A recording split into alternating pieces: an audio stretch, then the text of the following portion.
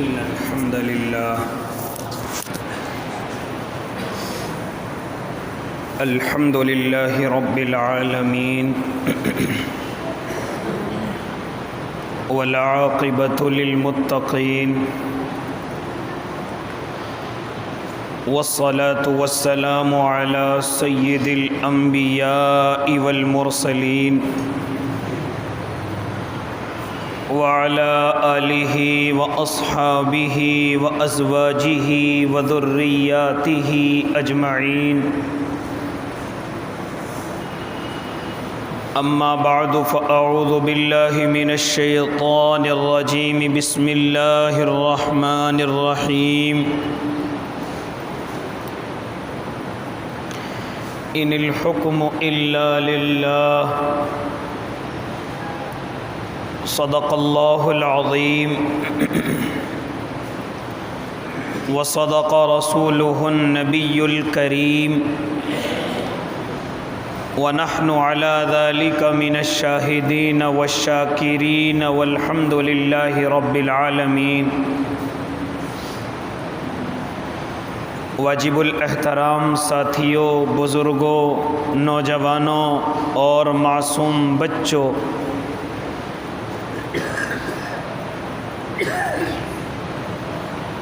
آپ حضرات اگر یہاں گزشتہ کئی ہفتوں سے تشریف لا رہے ہیں تو آپ حضرات کو بخوبی معلوم ہوگا کہ گزشتہ 2-3 ہفتوں پہلے ایک گفتگو آپ حضرات کے گوشے گزار کی جا رہی تھی کہ کسی بھی ذات اور شخصیت سے فائدہ اٹھانے کی 3 شرطیں ہیں۔ اگر وہ شرطیں انسان کے اندر پائی جائیں تو وہ ہر ایسی چیز سے جو کسی کو فائدہ پہنچانے والی ہیں وہ فائدہ اٹھا سکتا ہے، یہاں تک کہ اللہ کی ذات سے بھی اگر کوئی فائدہ اٹھائے تو ان کے لیے بھی وہی 3 شرطیں ہیں۔ پہلی شرط ہے کہ وہ محبت کرے جس چیز سے فائدہ اٹھانا ہے، اللہ کی ذات سے، اللہ کے رسول کی ذات سے۔ اسی طریقے سے اولیاء اللہ سے، اپنے علماء سے، اپنے والدین سے، ان سب سے اگر کوئی فائدہ اٹھانا چاہے تو اس کی پہلی شرط محبت ہے، اور دوسری شرط ادب ہے۔ ان 2 کا تذکرہ آپ حضرات کے سامنے اپنے کم علم کے مطابق کر دیا گیا۔ اب تیسری شرط کو آپ حضرات کے سامنے رکھنے کی کوشش ہے۔ اللہ مجھے بھی عمل کی توفیق دے، آپ کو بھی عمل کی توفیق دے۔ تیسری شرط بیان فرمائی جاتی ہے اطاعت۔ اگر کوئی بندہ یہ چاہے کہ میں کسی ذات سے فائدہ اٹھاؤں، کسی شخصیت سے فائدہ اٹھاؤں، تو وہ اپنے لیے تیسری شرط یہ طے کر لے کہ مجھے اطاعت کرنی ہے۔ اللہ کے قریب ہونا چاہے تو بھی اطاعت کرنی ہے، اللہ کے محبوب کا قرب اختیار کرنا چاہے تو بھی اطاعت کرنی ہے، یہاں تک کہ اپنے علماء کا قرب اور ان سے فائدہ اٹھانا ہے تو ان کی اطاعت کرنی ہے، یہاں تک کہ اگر ماں باپ ہیں، استاذ ہیں، ان سے اگر فائدہ اٹھانا چاہتا ہے تو ان کی اطاعت اپنے لیے ضروری سمجھے۔ میرے بھائی، سب سے پہلا درجہ اس چیز میں میرے اور آپ کے اللہ کا ہے، کہ تمام کے تمام انسان اپنے اللہ کی اطاعت کریں، اپنے اللہ کی فرما برداری کریں، اپنے اللہ کی نافرمانی سے بچیں، اپنے اللہ کے احکام کو قبول کریں، ان کو مانیں، ان پر عمل کریں۔ کہ جب انسان ایمان قبول کرتا ہے، اپنے اللہ کو ماننے کا ارادہ اور عزم کر لیتا ہے، تو وہ اپنی زبان سے ایک لفظ کہتا ہے، قبلت جمیع احکامہ، کہ میں نے اپنے اللہ کے تمام احکام کو قبول کیا، میں نے اپنے اللہ کے تمام حکموں کو قبول کرنے کا تہیہ کر لیا۔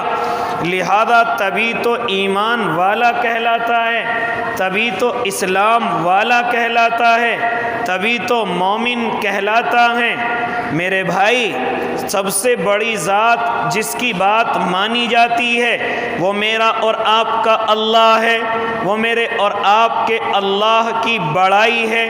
یاد رکھنا، جو انسان اپنے اللہ کی بڑائی کو قبول کرتے ہیں، اپنے اللہ کی بڑائی کو مانتے ہیں، کیونکہ یہ بڑائی صرف میرے اور آپ کے اللہ کے ساتھ جچتی ہے، اور یہ میرے اور آپ کے اللہ کی چادر ہے۔ کیا فرماتا ہے میرا اللہ؟ الکبر ردائی، یہ میری چادر ہے، یہ تکبر میری چادر ہے، یہ بڑائی میری چادر ہے۔ اگر اس کو کوئی کھینچنے کی کوشش کرے گا تو ذلیل اور رسوا ہوگا، ہلاک اور برباد ہوگا۔ لہذا جب میرے اور آپ کے اللہ کو یہ بڑائی جچتی ہے، اس کے علاوہ اللہ اگر کسی بندے کے اندر یہ دیکھے کہ اس کے اندر بڑائی آ رہی ہے، اس کے اندر تکبر آ رہا ہے، تو میرا اللہ ایسوں کو دنیا میں بھی ذلیل کرتا ہے اور آخرت میں بھی ذلیل کرے گا، کیونکہ یہ تکبر صرف میرے اللہ کے ساتھ جچتا ہے اور کسی کے ساتھ اللہ پسند نہیں کرتا۔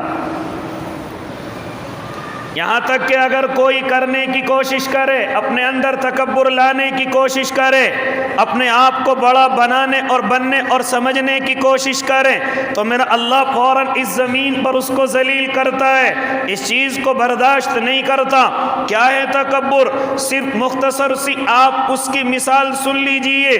تکبر جب آپ اپنے سے کسی دوسرے کو چھوٹا سمجھنے لگیں اور اپنے آپ کو کسی بھی اعتبار سے بڑا سمجھنے لگیں، سمجھ لینا یہ آپ کے اندر تکبر ہے۔ اگر دل میں سمجھتے ہیں تو دل میں تکبر ہے، اور اگر اپنے کسی عمل سے ظاہر کرتے ہیں تو آپ کے اندر کا تکبر باہر آ چکا ہے۔ آپ اپنی اگر زبان پر اس چیز کو لے آتے ہیں تو یاد رکھنا وہ تکبر آپ کی زبان پر آ چکا ہے، جو آپ کی ذلت کا سبب بنے گا، جو آپ کی رسوائی کا سبب بنے گا، اور کل قیامت کے میدان میں آپ کے عذاب کا بھی یہ سبب بنے گا، کیونکہ میرا اللہ بندے کے تکبر کو برداشت نہیں کرتا۔ فرماتا ہے کہ اگر کسی کے اندر ذرہ برابر بھی تکبر ہوگا، ہم اس کو اپنی جنت کو دکھائیں گے بھی نہیں۔ یہ بڑائی میرے اور آپ کے اللہ کی چادر ہے۔ لہذا میرے بھائی، گفتگو کرنے کا مقصد، جب بڑوں کے بڑے میرے اللہ ہیں، جب بڑی طاقت میرا اللہ ہے، اور انسانوں کو یہ بات بھی بخوبی معلوم ہے کہ ہمیں پیدا کرنے والا بھی ہمارا اللہ ہے، ہمیں اس دنیا کے اندر بھیجنے والا بھی اللہ ہے، ہمیں اس دنیا میں سب کچھ بنانے والا اور ہماری حیثیت کو نکھارنے والا بھی اللہ ہے، اور ہمیں جو چاہیے وہ سب کچھ دینے والا ہمارا اللہ ہے۔ تو اب انسان کا یہ فرض بنتا ہے، انسان کا فطری تقاضا ہو جانا چاہیے کہ پھر اپنے اللہ کی فرما برداری کریں، حکم عدولی سے اپنے آپ کو بچا کر کے رکھیں، اپنے اللہ کے حکم کو سر تسلیم خم کریں، اپنے اللہ کے حکم کو بڑے اچھے طریقے سے نبھانے کی کوشش کریں، کیونکہ جب ہم جانتے ہیں کہ ہمارے اب اوپر ہمارے اللہ کے اتنے بڑے بڑے احسانات ہیں، اتنی بڑے بڑے اللہ نے ہم پر کرم فرمائے ہیں، تو اب ہم کس کی کی فرما برداری کریں، اب ہم کس کی حکم کو مانیں، تو صرف حکم ماننے کی ذات میرا اور آپ کا اللہ ہے۔ ارے اگر دنیا میں کوئی ذرا سا میرے اور آپ کے اوپر احسان کر دے، کیا ہم اس کا احسان نہیں مانتے؟ کیا ہم اس کی باتوں کو نہیں مانتے؟ کیا ہم اس کے احسان کو مان کر کے اس کے آگے آگے اشاروں پر نہیں چلتے؟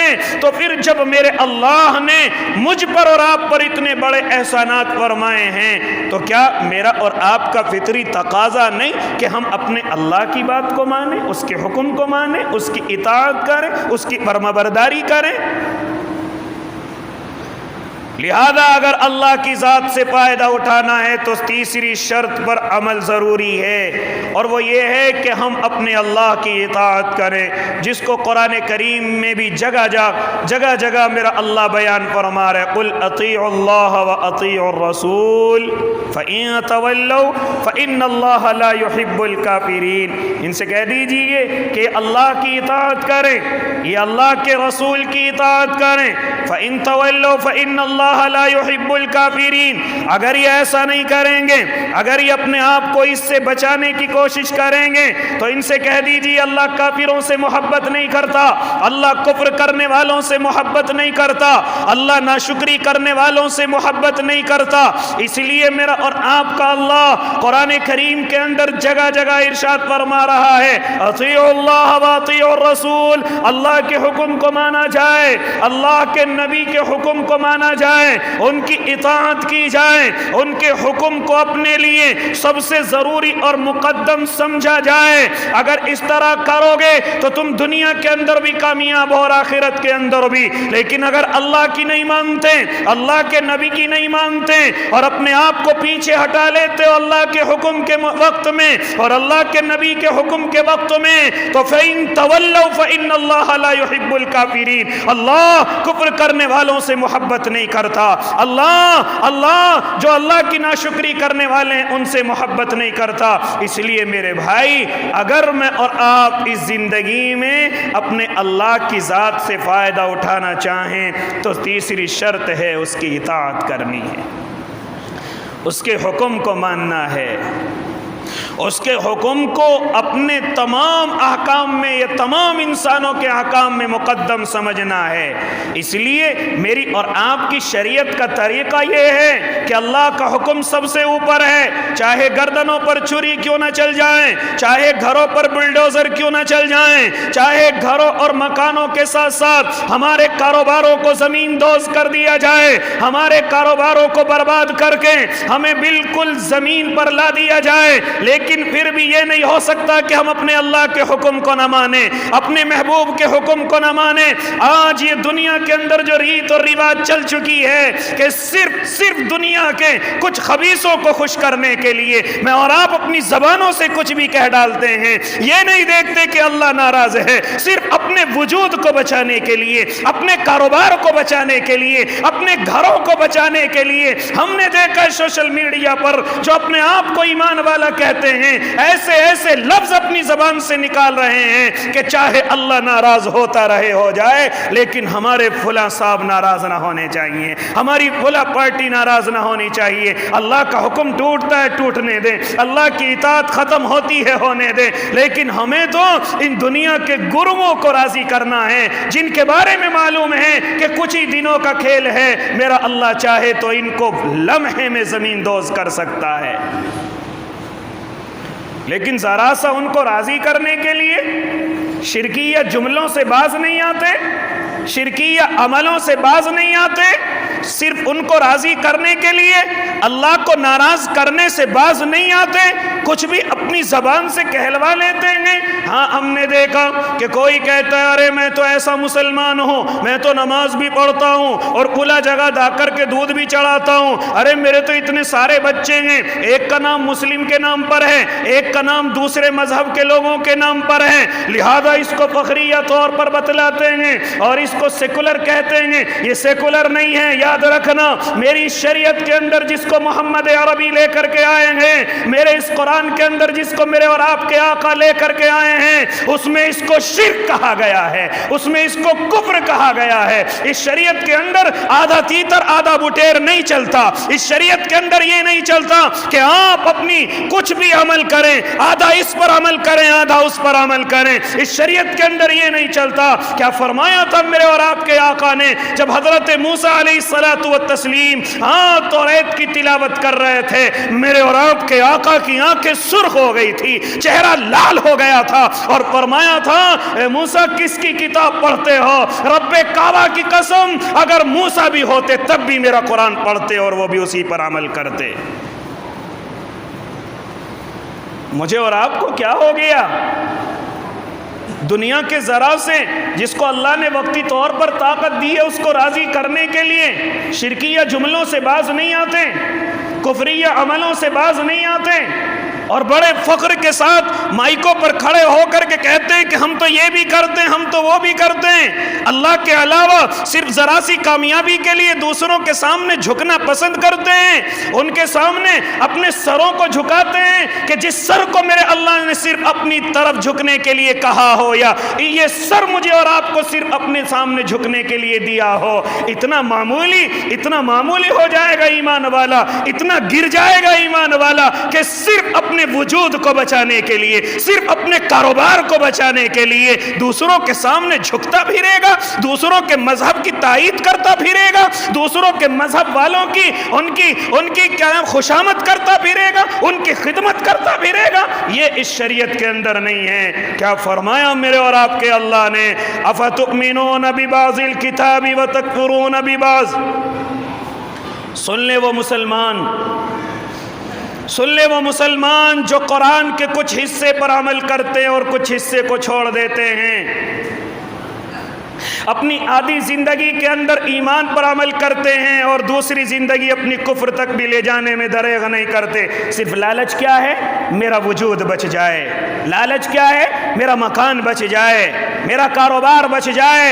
اس کی وجہ سے ایمان پر بھی عمل کرتے ہیں اور کفر کی باتوں کو اپنی زبان سے اور اپنے عملوں سے کہہ کے اور کر کے دکھاتے ہیں۔ کیا فرمایا میرے اور آپ کے اللہ نے؟ افتؤمنون ببعض الکتاب وتکفرون ببعض، کہ وہ مؤمنین جو کتاب کے کچھ حصے پر عمل کرتے ہیں اور کچھ حصے کو چھوڑ دیتے ہیں، فما جزاء من يفعل ذلك منكم الا خزي في الحیات الدنیا۔ کیا فرمایا میرے اللہ نے؟ یاد رکھ کے کان کھول کر کے سن لیں کہ جو اس طرح کی حرکت کرتے ہیں کہ کچھ عمل ایمان پر کرتے ہیں اور کفر پر عمل کرنے سے باز نہیں آتے، وہ سن لے کان کھول کر کے، ہم انہیں دنیا کے اندر ذلت کی سزا دیں گے، انہیں رسوائی کی سزا دیں گے۔ کتنے دنوں تک خوشامد کرو گے؟ کتنے دنوں تک ان لوگوں کے تلوے چاٹو گے؟ کتنے دنوں تک ان کے سامنے جھکو گے؟ یہ آج نہیں ہے کل ختم ہو جائیں گے۔ یہ کرسیاں ان کی ذاتی نہیں ہیں، آج ہیں کل ختم ہو جائیں گی۔ آج کوئی اور ہے کل دوسرا آئے گا، لیکن ان کی وجہ سے کچھ باتوں پر عمل کریں گے، ایمان کی باتوں پر، اور کچھ کفر کی باتوں پر بھی عمل کریں گے۔ یاد رکھنا پہلی سزا یہ ہوگی فما جزاء من يفعل ذلك منكم الا خزي في الحیات الدنیا۔ ہم اس دنیا کے اندر ان کو ذلت کی زندگی عطا کریں گے، رسوائی کی زندگی عطا کریں گے، اور خالی دنیا کے اندر نہیں،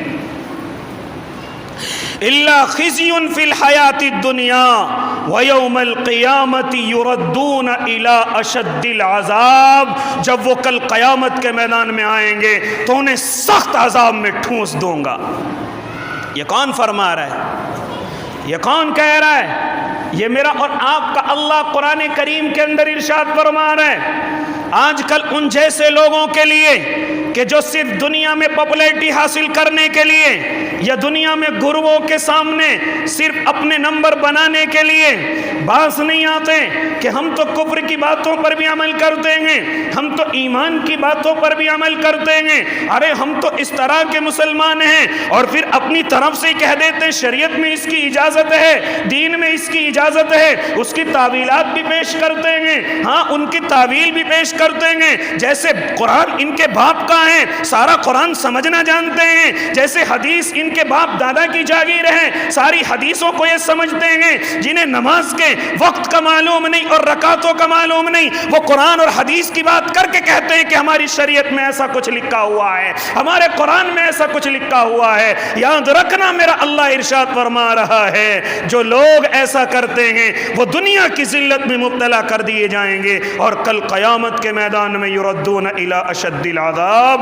انہیں ایک سخت عذاب کے اندر مبتلا کیا جائے گا۔ اور یاد رکھنا وَمَا اللَّهُ بِغَافِلٍ عَمَّا تَعْمَلُونَ، جو کچھ تم کر رہے ہو نا، اللہ تمہاری حرکتوں سے غافل نہیں ہے، سب کچھ دیکھ رہا ہے، سب کچھ جانتا ہے تم کیا کہہ رہے ہو، کیا کر رہے ہو، کس کو راضی کرنے کی کوشش کر رہے ہو، تمہارے الفاظ کس کو راضی کرنے کی باتوں کی طرف اشارہ لے کر کے جا رہے ہیں، تمہارے الفاظ تمہارے عمل کس کو راضی کرنے کی طرف جا رہے ہیں۔ اس لیے میرے بھائی، میری اور آپ کی شریعت کے اندر جس کو میں نے اور آپ نے قبول کر رکھا ہے، اس میں یہ حرکتیں چلنے والی ہی نہیں کہ ہم یہ بھی عمل کر لیں اور ہم شیطانوں کو بھی راضی کر لیں، ہم اللہ کے دین کے دشمنوں کو بھی راضی کر لیں، ہم شریعت کے لٹیروں کو بھی راضی کر لیں، اور اس طریقے سے ہم دونوں طرف کے ہو جائیں گے۔ اس شریعت کے اندر ایسا نہیں ہے۔ یاد رکھنا اس دنیا کے اندر بھی ذلتیں ہوں گی اور اس دنیا کے اندر بھی رسوائیاں ہوگی۔ کیا آپ نے رسوائی ہوتی ہوئی اپنی آنکھوں سے نہیں دیکھی کہ جس نے بھی اس دین کو بدلنے کی کوشش کی یا قرآن کی دو چار آیتیں بھی بدلنے کی کوشش کی، آپ نے اس کا انجام دیکھا؟ اللہ نے ایمان سے ہی دور کر دیا، اللہ نے اسلام سے ہی دور کر دیا۔ اور اللہ کے نیک بندوں، جس نے اس دین پر چھینٹے ڈالنے کی کوشش کی یا صرف دنیا کے لوگوں کو راضی کرنے کے لیے اپنی زبان سے شریعت پر نئے نئے الزامات اس نے لگائے، میرے اور آپ کے آقا کی زندگی پر نئے الزامات صرف دنیا کے لوگوں کو راضی کرنے کے لیے لگائے، آج ان کا انجام کیا ہے؟ ذلت نہیں ہے تو اور کیا ہے، رسوائی نہیں ہے تو اور کیا ہے۔ لوگ ان سے بات کرنا پسند نہیں کرتے، ان کے پاس بیٹھنا پسند نہیں کرتے، یہاں تک کہ ان کی شکلوں تک کو دیکھنا پسند نہیں کرتے۔ یہ جانتے ہو ذلت کہاں سے آ رہی؟ یہ میرے اور آپ کے اللہ کی طرف سے ذلت ہے کہ جو ایمان پر بھی عمل کرنے کی کوشش کرتے ہیں اور سمجھتے ہیں کچھ باتیں ہم کفر کی کر لیں تو ہماری پکڑ نہیں ہوگی۔ اس شریعت میں ایسا نہیں ہے۔ اس لیے میرے بھائی، مجھے اور آپ کو ہر حال میں اپنے اللہ کا وفادار رہنا ہے۔ یہ جان آج نہیں تو کل جائے گی، یہ مکان آج نہیں تو کل ختم ہوگا، یہ کاروبار آج نہیں تو کل ختم ہوگا۔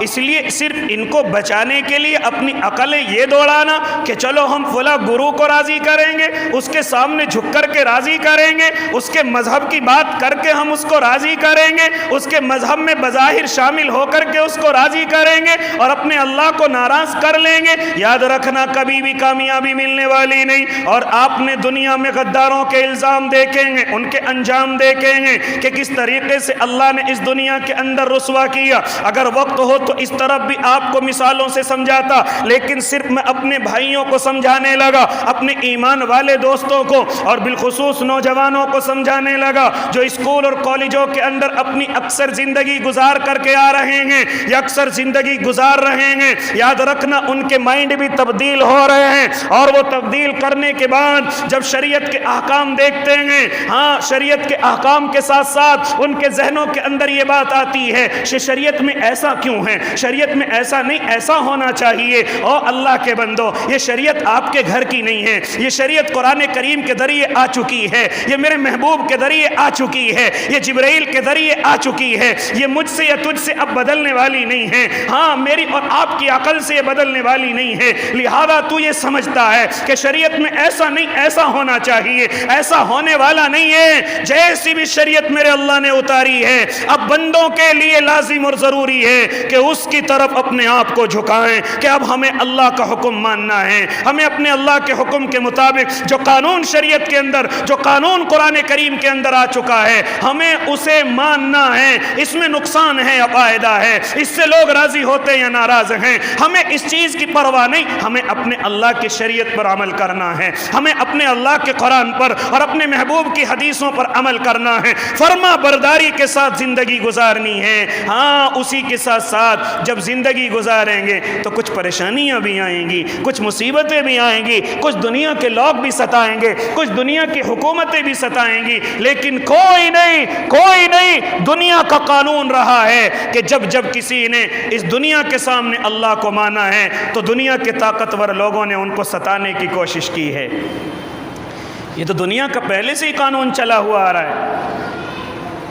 جب سے اس زمین پر انبیاء علیہ السلام آئے، لمبی تفصیل ہو جائے گی، ورنہ آپ غور کریں، اگر موسیٰ آئے ہیں تو فرعون ستانے کے لیے آیا ہے، اگر حضرت ابراہیم آئے ہیں تو نمرود ستانے کے لیے آیا ہے، مختصر یہ کہ میرے اور آپ کے آقا آئے ہیں تو ابو جہل جیسوں نے آ کر کے ستایا ہے، یہاں تک کہ صحابہ کرام کو کتنی بڑی بڑی پریشانیوں کا منہ دیکھنا پڑا ہے۔ لیکن یہ قانون ہے، جب اتنے اللہ کے نیک بندے، اتنے اللہ کے قریب والے ستائے جا سکتے ہیں تو میں اور آپ کون ہیں؟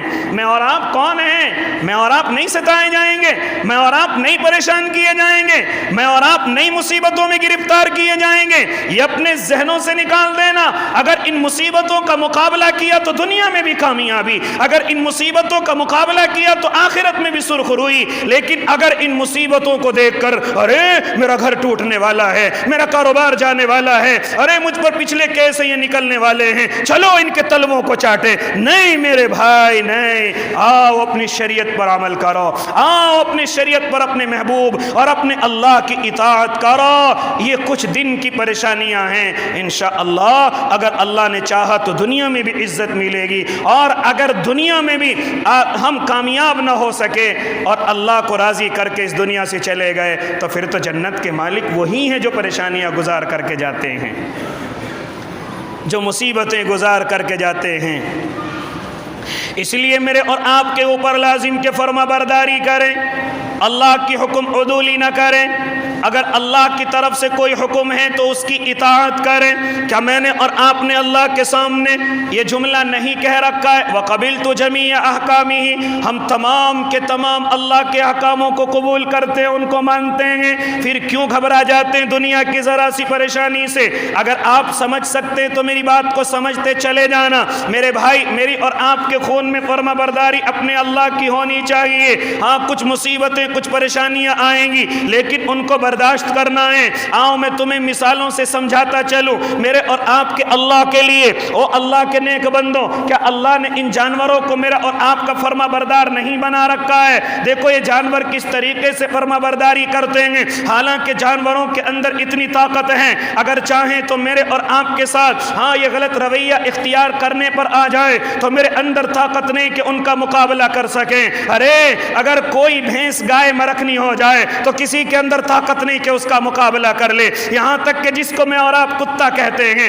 اگر یہ بھی باولا ہو جائے تو میں اور آپ مل کر کے بھی اس کا مقابلہ نہیں کر سکتے۔ لیکن میرے اللہ نے ان تمام کے تمام کو میرا اور آپ کا فرما بردار بنا رکھا ہے، میرا اور آپ کا مطیع بنا رکھا ہے، لہذا یہ میرے اور آپ کے سامنے آتے ہیں لیکن میرا اور آپ کا مقابلہ نہیں کرتے، اطاعت کرتے ہیں، فرما برداری کرتے ہیں۔ لہذا جتنے جانوروں سے ہم اپنے گھروں میں کام لیتے ہیں، کیا وہ میری اور آپ کی اطاعت نہیں کرتے؟ کبھی مجھ سے شکایت نہیں کرتے، کبھی آپ سے شکایت نہیں کرتے، ارے آج میرا پیٹ نہیں بھرا ہے، آج میں نے کام زیادہ کر لیا ہے لہذا کل کو میں کام پر نہیں جاؤں گا۔ کبھی کسی بھینسے کو اس طرح کہتے ہوئے دیکھا، کسی گھوڑے کو اس طرح کہتے ہوئے دیکھا کہ آج میں تھک گیا ہوں کل کام نہیں کروں گا؟ نہیں میرے بھائی، اللہ نے اس کو زبان ہی نہیں دی یہ کہنے کی، وہ صرف میری اور آپ کی فرما برداری کرتا ہے۔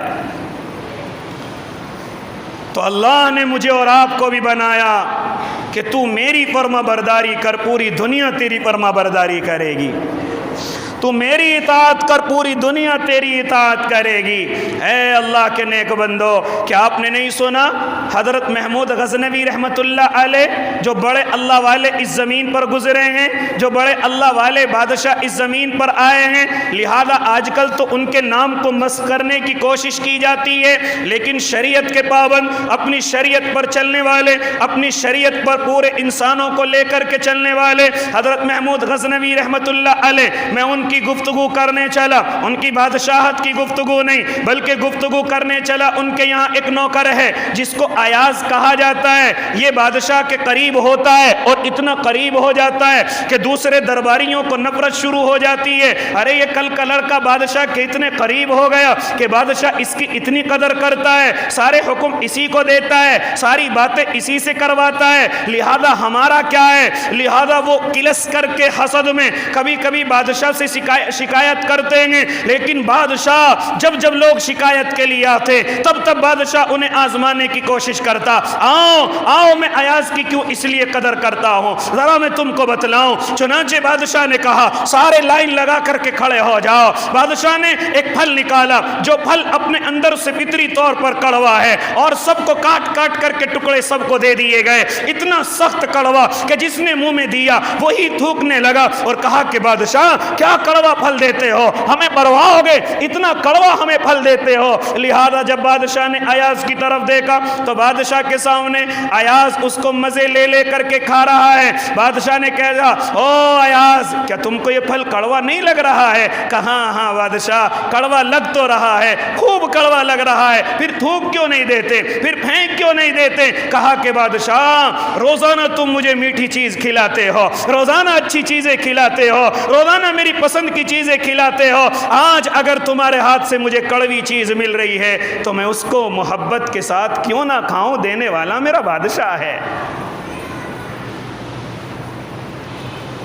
مثال سمجھ آئی ہو تو ذرا تسلیم کرو۔ جب روزانہ اللہ مجھے اور آپ کو اچھی زندگی دے دے، ہر سال مجھے اور آپ کو اچھے کاروبار عطا کر دیں، اور ہر دفعہ مجھے اور آپ کو بیماریوں سے بچا کر کے رکھیں، اگر کسی سال اور سال کے مہینے میں کوئی پریشانی آ جائے تو کیوں شور مچائیں، کوئی مصیبت آ جائے تو کیوں رونا روتا پھریں، کوئی پریشانی آ جائے تو کیوں اپنے اللہ کی شکایت کریں؟ ارے اچھی زندگی دینے والا بھی میرا اللہ ہے، اور اگر ذرا سی پریشانی زندگی کے اندر آ گئی، ذرا سی مصیبت میری اور آپ کی زندگی میں آ گئی تو پھر کس چیز کا رونا اور دھونا ہے، کس چیز کی شکایت انسانوں سے کرنی ہے؟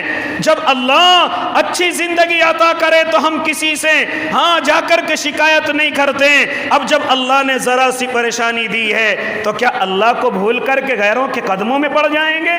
کیا اللہ کو بھول کر کے دوسروں کے طلبوں کو چاٹیں گے؟ کہ اللہ کو بھول کر کے ارے جب مزے ہم نے لیے، ہمارے باپ دادا نے لیے ہیں، اگر ذرا سی بیماری آ جائے، ذرا سی پریشانی آ جائے، ذرا سا کاروبار میں نقصان ہو جائے، ذرا سا کاروبار ٹوٹ جائے تو پھر شکایت کیوں؟ پھر ایمان کے اندر تبدیلی کیوں؟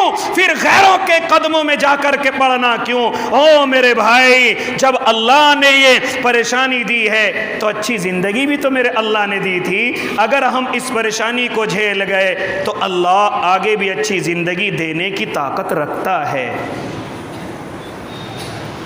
بس ذرا سی مصیبت کو سن کر کے اپنے اللہ کو بھول جائیں، ذرا سی مصیبت کے بارے میں کہ فلاں آدمی پر مصیبت آ گئی، اس نے ایسا کر لیا، ہمیں ایسا کرنا ہے، فوراً اس پارٹی کو چھوڑو، اس میں چلے جاؤ، فوراً اس کام کو نہیں اس کام کو کرو، فوراً یہاں نہیں وہاں سر جھکاؤ، فوراً ایسا نہیں ایسا کرو۔ او اللہ کے نیک بندو، یہ تو ہرجائی کہلاتے ہیں، یہ تو بے وفائی ہوگی اپنے اللہ سے کہ ذرا سی اللہ کی طرف سے مصیبت کیا آ گئی، ذرا سی اللہ کی طرف سے پریشانی کیا آ گئی، ہم فوراً اپنے اللہ کو بھول گئے، ہم فوراً اپنے اللہ کو بھول کر کے دوسروں کے قدموں میں جا کر کے پڑ گئے۔ خاص طور سے میں اپنے نوجوان بھائیوں سے کہنے لگا ہوں، بڑے اچھے طریقے سے ان سے اپنے بھائیوں سے گزارش کرنے لگا ہوں، اس دنیا کی رانائیوں میں آ کر اس شریعت کے اندر شک کرنے کی کوشش نہ کریں، اس قرآن اور حدیث کے اندر شک کرنے کی کوشش نہ کریں۔